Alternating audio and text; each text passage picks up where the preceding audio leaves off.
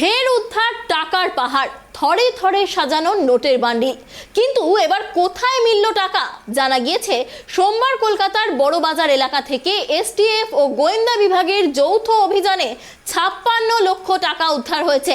হ্যাঁ, 56 লক্ষ টাকা উদ্ধার হয়েছে শহরে। এই ঘটনায় 9 জনকে গ্রেপ্তারও করেছে গোয়েন্দারা।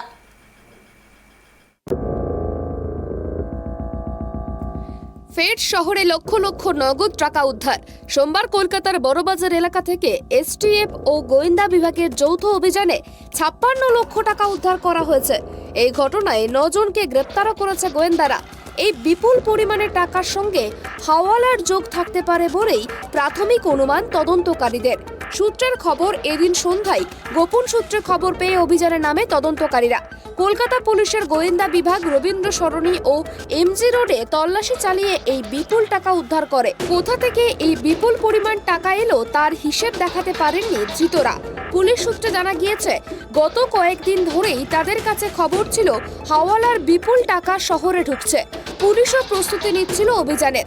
এরপরেই সোমবার কলকাতা পুলিশের গুন্ডা দমন শাখা এবং এসটিএফ এর যৌথ অভিযানে সাফল্য আসে। সূত্রের খবর, এমজি রোড এলাকা থেকে প্রথমে একটি ব্যক্তিকে আটক করে পুলিশ। তার কাছ থেকেও বিপুল টাকা পাওয়া যায়। তদন্তকারীদের প্রশ্নের কোনো সুদুত্তর দিতে না পারায় তাকে গ্রেপ্তার করা হয়। এরপরেই জেরায় জেরায় রবীন্দ্র সরণির একটি অফিসের খোঁজ পান তদন্তকারীরা।